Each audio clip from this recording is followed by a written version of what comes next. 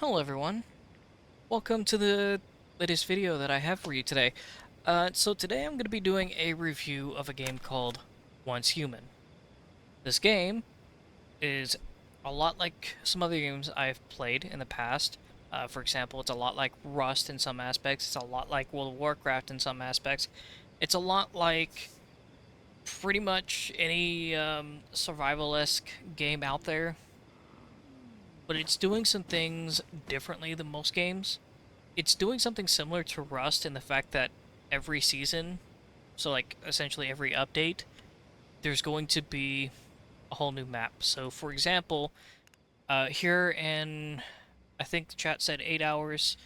8 hours at the time we're recording this, the rest of this map will be open. So from where I'm at right now to basically all the way up here to the northern coast, all this stuff will be unlocked. That being said, it's a huge map, plenty of stuff to do, and the map's going to be different every time you jump into a new season. Apparently, I'm still waiting to see how that happens, but I was wanting to get this video out before the season actually started because we're in a state of the game where I would technically classify it as a preseason because it's not fully the season's not fully in swing yet. So that being said, I want to go over a few things, give you my honest opinions of the game, and whether or not I think you should try it. So, first of all, the base building is a bit weird at times. It can be. It took me a while to really get my house down to the way I wanted it to be. And part of the reason why is because of inclines. So, of course, you can see the incline along the side of my base here.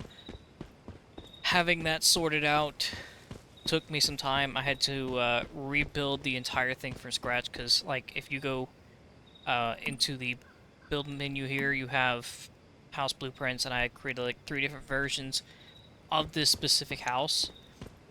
The problem with those three is the fact that it would not, for the life of me, I don't know why, but it just would not work in this spot. So I had to go with a single foundation, move it to a place in which I thought was suitable, and just rebuild the whole thing again. Uh, there's some minor differences in comparison to like the other ones that I've built, but this one, it suits me well. It has everything I need. I have my living quarters over here. You have these little showcases that have these things called deviants. You can actually get these throughout the world. You can get them through doing side quests or main story quests. They'll pop up pretty much anywhere. In there, I have my storage. I'm not going to go through that. I'm not going to go through every nook and cranny of my base. This is something that I'm actually pretty happy about. They might think, a wish machine, that sounds pretty gacha-like. And you're right, it is pretty gacha-like. Uh, but I'm actually not going to play that whole thing. But essentially, you can get blueprints for like weapon skins, cosmetics, all that stuff from that. And you don't have to pay for any of it. In fact, I don't think you pay for I don't think there is an option to actually pay for currency to actually play the wish machine. So I think you just play the game, you get points to actually wish on the wish machine, and you get free stuff. That's the way I look at it. Like I said, I've tried to dig around, try to figure out like what kind of things you can actually buy right now, and so far, I really haven't seen a whole lot to say that there's a lot that you can buy. I mean, if you go to, what is it, cosmetics, essentially anything that's here, you can get easily with money. But anything else, like if you go to events and try to get like a currency for, oh god, where is it? It's not here, hold on. If you try to get currency for like, seasonal shop here, like say if you wanted to get this outfit, right? Say you wanted this outfit, you're gonna have to play the game, you're gonna have to do challenges to actually get the outfit. I don't know about duplicates in this crate, unfortunately. I haven't really had a lot of opportunities to actually open these, but I would like to get it eventually. That being said, though, The game has a lot of currencies, but it has the primary currency in which you can actually buy premium stuff. Of course, you also have stuff that's given out for free that you can actually earn through like the wish machine, like I mentioned before, as well as a few other things. Of course, this is another thing that I love about games too. Your gear, for example, the Division was really good about this too, and this is one of the reasons why I've found an appeal for this game. The gear that you find actually has a physical representation on your character. In other words, the gear that you find will actually show up on your character as it shows up here. There's been some games here recently, for example, that don't really do that. They give you like this, the way they look and all this stuff in the menu, but can't see it on your character. And going back to one of my reviews on this topic, I believe it was Outpost Infinity Siege. Now it's a first-person shooter. Of course, you're not going to see your character all that much at all, but that's beside the point. The point I'm trying to make is I'm glad that we had the option to actually do this. I'm very glad. It makes me happy. And you also have cosmetics that you can overlap with whatever it is that you're wearing. But obviously, I like this outfit. I'm not changing it. I think it looks cool. That aside though, like the cosmetics and premium stuff, all that stuff. Besides that, you do have crafting. You do have collection. You also have scrapping, all that good stuff. You also have a garage too, which this isn't really my. This is not my car. Reason why I say that is because my car is actually out front. If we want to go around here real quick, I'll point it out real quick. You can see it on my mini map. It's actually this car right here that's sitting right there. You saw it at the beginning of the video. But yeah, essentially the reason why this is showing up over here is because if you go over here to this, you can actually select your vehicle as well as modify it. You can actually visually modify it. So like, say if I want to put on armored tires or armored, well, you see armor plating. But that's just the tip of the iceberg. We only have so much to really get into at this current point in time where the game's currently at, because we're currently gate locked to the quest that says in the tall grass, which once that barrier goes away, everybody's gonna be going that way, and you'll see like tons of people showing up there. But otherwise, what do I think about the gunplay? Gunplay, I absolutely love. I love it. I love the gunplay because you can do you can do third-person shooting, or you can do first-person shooting, whichever your preference. And there is also attachments you can get for your weapons as well, which I haven't bothered to get any, and I probably won't bother to get any until like the later game, like the end game. But for the most part, I do enjoy this game quite a lot, and I can see myself spending hours in this game. A lot more than Outpost Infinity Siege, a lot more than what I've been putting into FiveM here recently. This game is highly addicting for somebody like me. Now, the reason why is because the character customization, even though it's not that great, it's not nearly as good as NetEase's other game, Naraka Bladepoint. The like facial cosmetics, they're lacking, but like in terms of body, it still kind of lacks. Like there's still some very like some varied limitations on what you can actually do with your character. You can make them ugly still, but I preferred to go more my style. I decided to go more like, well, hope this doesn't, well, it doesn't really matter. I don't really get monetized in the first place, but, You can go shirtless. I went with more of a twink body build for my character. Uh, that's just my personal preference, and I'm glad I can do that. I'm absolutely glad I can do that, because I can't really play as a twink in most games, and that frustrates me to no end, especially if it has a character customization like Phantasy Star or um, I can't remember the other game off the top of my head, but there's other games out there that have better. Oh, Black Desert Online. That's what I was gonna say. But there's not too many games out there that have that level of customization, and this game certainly doesn't have it, at least in its current state.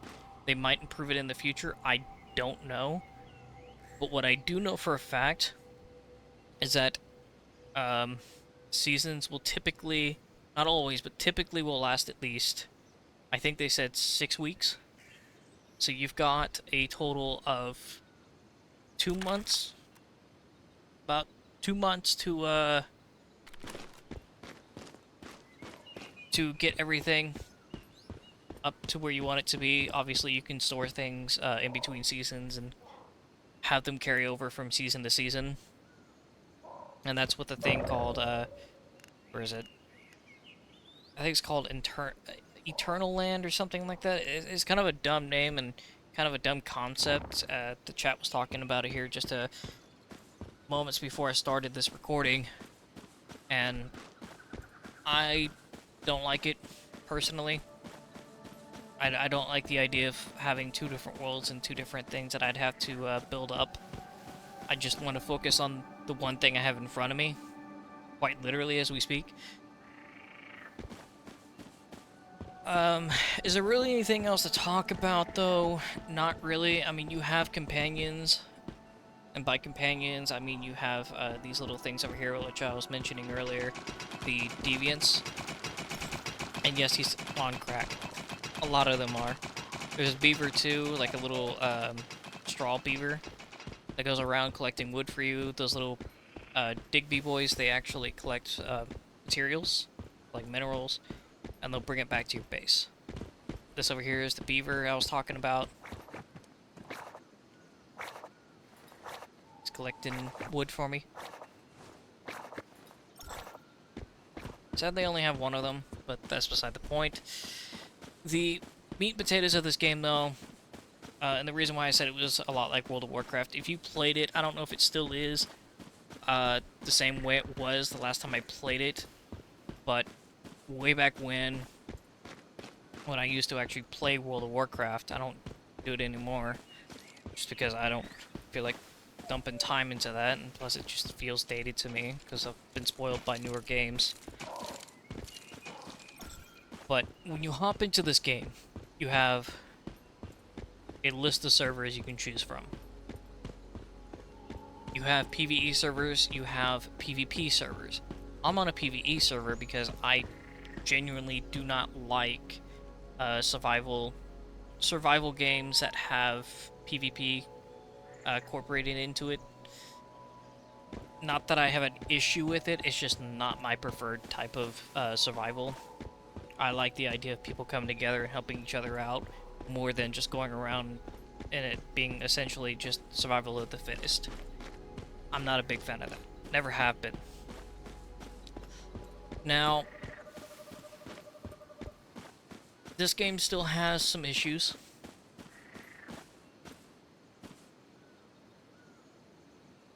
For example, I was trying to think of one.